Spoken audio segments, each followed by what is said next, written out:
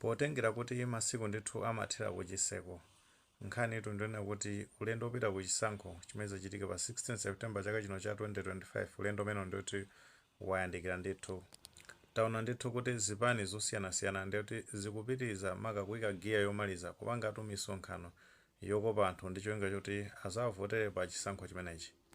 Ndeno taona kuti chipani cha Democratic Progressive Party chinachitisa ndithu msonkhano wake wa ndale kumene kunali ku Lilongwe pamene amati pa Nsambeta Community Ground Magato School Ground. Tikupeza kuti ambiri amene timakhala ku Lilongwe ndekuti no ku Nsambeta tikudziwa bwino ndi chaku area 44 kumene unachita ndithu opposite barracks imene amati Kamuzu barracks kumeneku.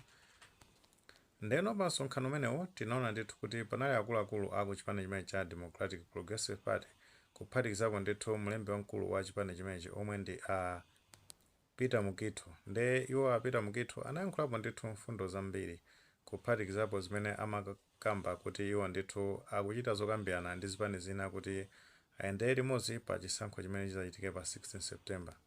Nde paja chipani chawo cha DPP chinapanga kale mgwirizano ndi chipani cha Ford komano afunabe ndithu kuyenjezera mphamvu zina makapotengera kuti iwo ndithu anapasidwa ndi mabungwe angapo kuti pa chisankho chimenechi ali ndi kuthekera kozapeza 40 chakuti percent amati kandi 43%. Ndeno kuti afike 50+1 akwena ndithu kuti atachitabe mgwirizano ndi zipani zina. Ndeno kumbali ya zipani zina zosusa boma tinaona ndithu kuti masiku angapo apitawo kapanali pa 12 panepo pamene chipani cha udyaza kalibe mlandu mosogozedwa ndi mtsogoleri wake omwe ndi Dr. Michael Osi anayankhula ndithu pa msonkhano wa ndale umene anachitisa pa Nyambadwe Community Ground kumeneko ndi ku Blantyre. Nde pa msonkhano umene anafotokoza kuti iwo ndithu akufuna kuchita zokambirana ndi chipani chachikulu chosusa boma.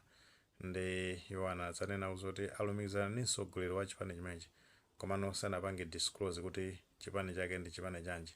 Kufikira pa 13 August chaka chino cha 2025 amene tinaona ndithu kuti amene wa Dr. Michael Osi anapita ndithu ku Mango wachika kumana ndi mtsogoleri wa chipani cha DPP komwe ndi apita Munthalika kumeneko anakambirana nkhani zingapo komano sizinabwere ku mtundu wa Malawi zomwe ndi chisimikizo kuti iwo ndithu amachita zokambirana maka zokhuza ndi alliance.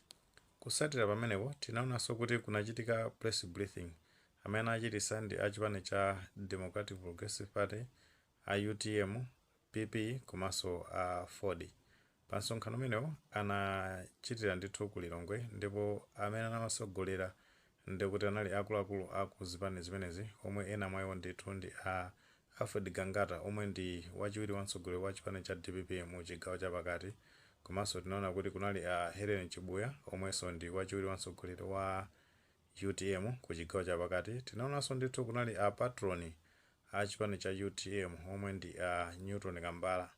Ndeno pa msonkhano umenewo maka pa press briefing imenewo iwo ndithu amafotokoza kuna kuti zolinga zawo zinazonana kuti agwirizane mmene angazatetezere voti maka yochoka chigawo chapakati. Komano papotengera kuti panayiso nkhani zina zokhuza ndi akuti mapempho amene amalawi amapempha zipani za UTM komanso DPP nde iwo anabwera ndithu kuzafotokoza maka Alfred Gangata kunoti zimene akuwapempha anthu akudandaula anthu ndekuti iwo ndithu azimva komano ngati pa regional level ndekuti akambirana bwinobwino komano nkhaniyo ndikuti ayipitisa ndithu ku akuluakulu ku chipani cha DPP komwe akaone kuti chisogolo nchotani.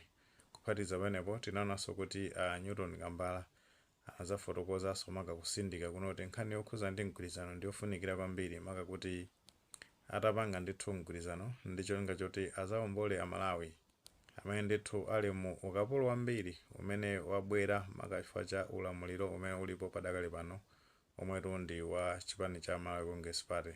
Nde komabe iwo anasindika kuno zoti potenga kuti nkhaniyo iwo mmene akukambirana ngati pa regional level akwena zoti akapitise kwa akuluakulu aku chipani chimene cha UTM kuti aone kuti chisogolo chikha chotani. Nde mwina mmene amayankhulira amene wa Peter Mukitho zina mwa zipani zimene akukambirana nazo maka zokhuza ndi mgwirizano zitokha ndithu zipani zake zimene za hoja zake alibe mlandu ndi chipani cha UTM. maka potenga ndi mene nkhani ngati zimene zokhuza ndi alliance zakambidwira masiku angapo apitawo. Komabe apita mukitho anasindika maka kunena zonena kuti iwo ndithu ali open maka kunkhani yokhuza ndi alliance kuti atha kukambirana ndi zipani zimene zonse zosaboma kuti ande limodzi pa chisankho chimenechi. Ndewo anapitirizaso maka kufotokoza kunena zonena kuti potengera kuti kumeneku ku chipani cha DPP anasankha running mate wa chizimayi omwe ndi Dr. Jenansa, ndi akunena zoti zimenezi zinaperekanso mphamvu zina ku chipani chimenechi maka kunena zoti potengera kuti Jenansa ndi mzimayi ndikuti ayende kuthekera ndithu kuti azasankhidwe maka azavoteredwe pa chisankho chimenechi ndi azimayi ochuluka maka potengera kuti iwo ndithu Jenansa ndi mzimayi ndikuti azimayiwo ayende kuthekera ndithu kozapanga support amene a chipani cha DPP. Ngati muli maganizo pa nkhani imene mutiuze ku comment section, koma tikamapereka tikumbukenso kulemekeza maganizo anzathu. Musaiwale panga like video imene komanso panga subscribe channel chimene cha Fox Mala News 18 ndicho ngoti nkhani zambiri zikamachitika ndoti zitha kupezani musavuta.